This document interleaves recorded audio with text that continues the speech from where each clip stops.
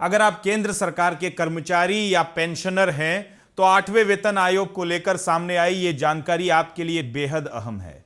सबसे बड़ा सवाल है कि आयोग की 18 महीने की डेडलाइन आखिर कब खत्म होगी और सरकार को रिपोर्ट कब तक मिल सकती है। अब सरकार ने इस मामले पर स्थिति साफ कर दी है और यही अपडेट लाखों कर्मचारियों और पेंशनर्स के लिए जानना जरूरी है।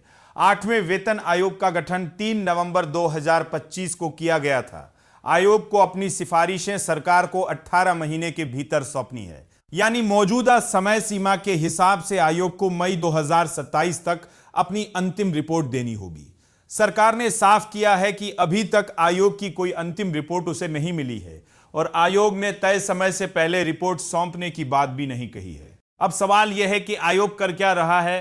दरअसल आयोग फिलहाल कर्मचारियों, कर्मचारी यूनियनों, पेंशनर्स के प्रतिनिधियों और दूसरे संबंधित पक्षों से बातचीत कर रहा है। दिल्ली और कोलकाता समेत कई शहरों में चर्चा हो चुकी है, जबकि आगे जयपुर, चेन्नई, पुडुचेरी और चंडीगढ़ जैसे शहरों में भी प्रतिनिधियों से बातचीत प्रस्तावित है।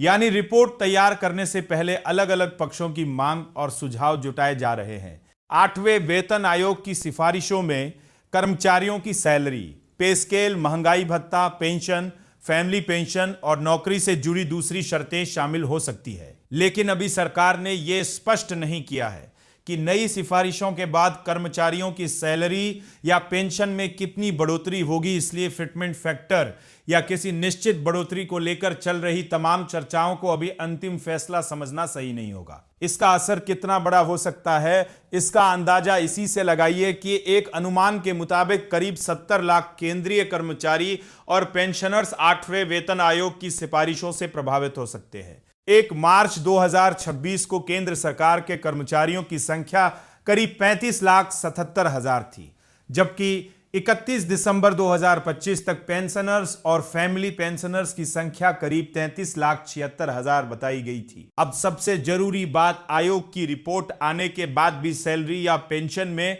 बदलाव तुरंत लागू नहीं होगा। पहले सरकार आयोग की सिफारिशों की समीक्षा करेगी और उसके बाद इन्हें लागू करने पर फैसला लिया जाएगा। अगर आयोग अगले साल मई तक रिपोर्ट सौंप देता है तो विशेषज्ञों के मुताबिक इसके बाद प्रक्रिया आगे बढ़ते हुए अगले साल के अंत तक सिफारिशें लागू होने की संभावना बन सकती है, लेकिन इसकी कोई आधिकारिक तारीख अभी तय नहीं हुई है। तो सीधी बात यह है कि 8वें वेतन आयोग की 18 महीने की समय सीमा मई 2027 के आसपास पूरी होनी है। अभी रिपोर्ट तैयार करने की प्रक्रिया चल रही है और कर्मचारियों, पेंशनर्स को सैलरी या पेंशन में कितनी बढ़ोतरी मिलेगी, इसका फैसला बाद में होगा। इसलिए किसी भी वायरल आंकड़े या दावे पर भरोसा करने से पहले आधिकारिक घोषणा का इंतजार करना बेहद जरूरी है। अगर आपको 8वें वेतन आयोग, सरकारी कर्मचारियों की सैलरी, पेंशन और महंगाई भत्ते से जुड़ी हर बड़ी खबर आसान भाषा में चाहिए तो इस वीडियो को लाइक करें, अपने दोस्तों और परिवार के साथ शेयर करें और चैनल को सब्सक्राइब जरूर करें, क्योंकि 8वें वेतन आयोग से जुड़ा अगला अपडेट आपकी जेब पर सीधा असर डाल सकता है।